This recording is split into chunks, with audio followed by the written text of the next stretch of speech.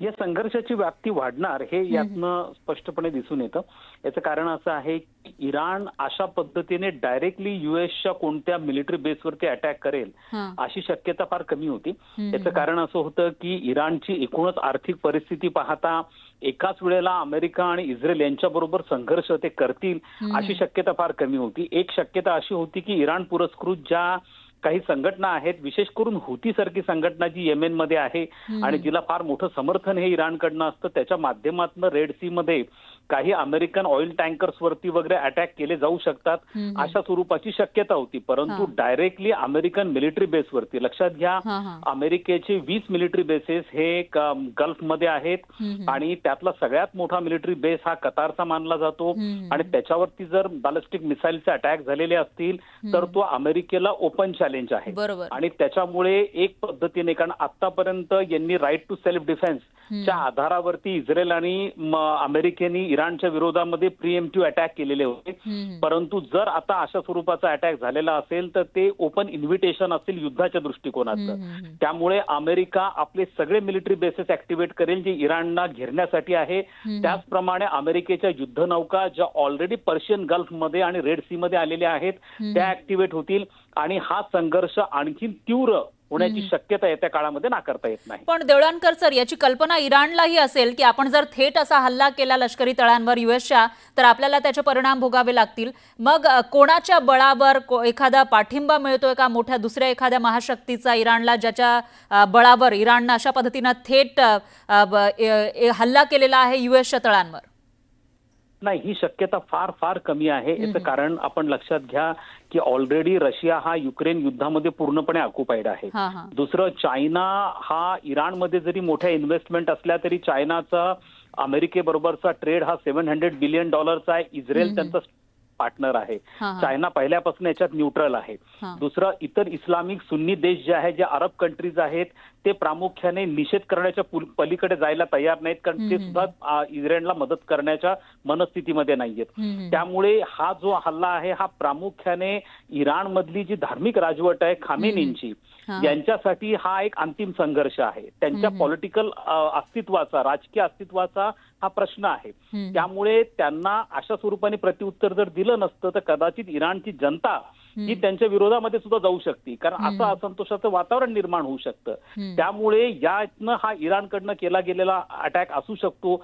मात्र ही बाब नक्कीच आहे की हा अटॅक कोणी केला, कशा पद्धतीने केला, याही पेक्षा याच्यामुळे येत्या काळामध्ये या संघर्षाची व्याप्ती वाढणार आहे. ऑलरेडी इराणने स्ट्रेट ऑफ हॉर्मुझ वरती बंदी टाकण्याचा किंवा त्याच्यावरती निर्बंध घालण्याचा निर्णय घेतलेला आहे. त्यामुळे ग्लोबल ऑइल सप्लाय ही डिस्टर्ब होऊ शकते आणि आता हा जो कॉन्फ्लिक्ट आहे हा मिडल ईस्ट मध्ये जर वाढला गेला तर एकूणच जागतिक अर्थकारणावरती, तेलाच्या राजकारणावरती त्याचे सगळ्याचे गंभीर परिणाम हे होऊ शकतात. सर देवळानकर सर, आणखी एक प्रश्न उपस्थित होतोय की आता एकीकडे इस्रायल सोबत युद्ध सुरू आहे इराणचं आणि दुसरीकडे एक प्रकारे आव्हान, ओपन चॅलेंज युएसला दिलेला आहे. मग अशामध्ये आता या युद्धाचं पुढचं स्वरूप नेमकं काय असू शकतं आणि इराण मग कितपत तग धरेल या दोन्ही एकतर महासत्ता आहे युएस यांच्या समोर?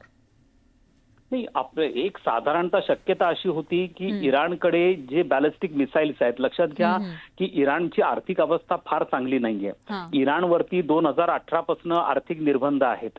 त्यामुळे इराणचा आर्थिक विकासाचा दर पण चांगला नाही. इराणचं तेलाचं उत्पादन हे प्रति दिवशी 33 लाख बॅरल्स एवढं आहे आणि त्याच्यापैकी 50% फक्त चायना विकत घेतो आणि बाकी काही ठिकाणी ते ब्लॅक मार्केटमध्ये विकलं जातं. पाकिस्तान काही प्रमाणात ते विकतही घेतो. परंतु याच्या माध्यमातून इराणकडे फार पैसा मिळतो इराणला असं अजिबात नाहीये. त्यामुळे इराणची आर्थिक परिस्थिती एवढी चांगली नाही. बॅलिस्टिक मिसाईल जे असतात ते अत्यंत कॉस्टली असतात. यांची किंमत मिलियन बिलियन मध्ये असते. त्यामुळे इराण अशा पद्धतीचे मिसाईल्स कसे अफोर्ड करतो आणि किती काळ कशा आधारावरती राहील हा प्रश्न होता. त्यामुळे इराण दोन पद्धतीने हा संघर्ष पुढे चालू ठेवील असं वाटत होतं. एक तर हॉर्मुझचा स्ट्रेट जो आहे त्याच्यावर बंदी टाकणं आणि दुसरं इराणच्या पुरस्कृत ज्या आखातामधल्या संघटना आहेत, विशेष करून हुती असेल, हिजबुल्ला असेल किंवा हमास असेल, याच्या माध्यमातून इस्रायलवरती केवळ अटॅक करणं. परंतु आज जेव्हा इराणने डायरेक्ट अमेरिकेच्या मिलिटरी बेसवरती अटॅक केलेला आहे तेव्हा हा संघर्ष स्वाभाविकपणे वाढणार आहे. डोनाल्ड ट्रम्पचं एकूणच सगळा स्वभाव बघता आणि ज्या पद्धतीने त्यांनी कोणतेही इंटिमेशन न देता इराणवरती त्यांच्या न्यूक्लिअर साइट्सवरती अटॅक केलेले होते हे पाहता डोनाल्ड ट्रम्प याच्यामध्ये अत्यंत स्ट्रिंजंट ऍक्शन घेण्याची शक्यता येत्या काळामध्ये नाकारता येत नाही. त्यामुळे हा संघर्ष वाढेल. अमेरिकेचे मिलिटरी बेसेस ऍक्टिव्हेट केले जातील. अमेरिकेच्या युद्धनौका ऑलरेडी रेड सी मध्ये आल्यात, पर्शियन गल्फमध्ये येऊन थांबलेल्या आहेत. त्यामुळे हा संघर्ष तुम्हाला पुढच्या काही काळामध्ये आणखीनही वाढलेला दिसून येऊ शकतो. पण देवळानकर सर, मग जगाला याचे कशा पद्धतीने परिणाम भोगावे लागू शकतात? कारण एकतर तेलाचा मुद्दा आहे, त्याचबरोबर इतरही कोणकोणत्या गोष्टींवर याचा परिणाम होईल? बघा, जग खरं तर युद्धाच्या कोणत्याही मानसिकतेमध्ये किंवा तयारीमध्ये नाहीये. कोविडच्या महामारीनंतर फार मोठा फटका हा जागतिक अर्थव्यवस्थेला बसलेला आहे. जागतिक आर्थिक विकासाचा दर हा 3% वरती नाहीये. युरोप, अमेरिका, इव्हन चीन देखील कोणत्याही देशाचा आर्थिक विकासाचा दर हा 3 ते 4% वरती नाहीये. महागाई प्रचंड मोठ्या प्रमाणात वाढली. यात दुष्काळात 13वा महिना म्हणून रशिया युक्रेन संघर्ष हा झाल्याचं दिसून येत आहे. आणि यानंतर आता पुन्हा हा संघर्ष आहे. याचा सगळ्यात महत्वाचा परिणाम जो होण्याची शक्यता आहे, ऑलरेडी तेलाच्या किमती ह्या जागतिक बाजारपेठेमध्ये वाढायला लागलेल्या आहेत. ज्या वेळेला 13 जूनला इस्रायलनी इराणवरती अटॅक केला तेव्हा जागतिक बाजारपेठेमध्ये तेलाच्या किमती प्रति बॅरल $68 होत्या, ज्या आता वाढून $79 प्रति बॅरल झालेल्या आहेत.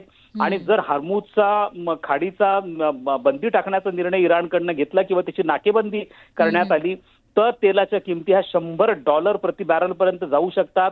तेलाचा पुरवठा विस्कळीत होऊ शकतो. लक्षात घ्या, हॉर्मुझ मधनं महत्वाचं म्हणजे युरोपला तेल पुरवलं जातं. चायनाचा ऑलमोस्ट 80% ऑइल सप्लाय हा हॉर्मुझ मधनं होतो. त्यामुळे चायना अफेक्ट होईल, युरोपियन कंट्रीज अफेक्ट होतील, इंडिया पण काही प्रमाणामध्ये अफेक्ट होऊ शकतो. त्यामुळे ह्या सगळ्यांचे परिणाम जागतिक अर्थकारणावरती होऊ शकतात. आणि याचा आणखी एक महत्वाचा परिणाम जो आपल्याला, अमेरिका जर ओव्हर ऑक्युपाईड झाला गल्फमध्ये तर चायना एशिया पॅसिफिक मध्ये त्याचा फायदा घेऊ शकतो आपले पाय पसरण्यासाठी. बरोबर आहे. देवळानकर सर, धन्यवाद तुम्ही दिलेल्या या सविस्तर माहितीसाठी. यानंतर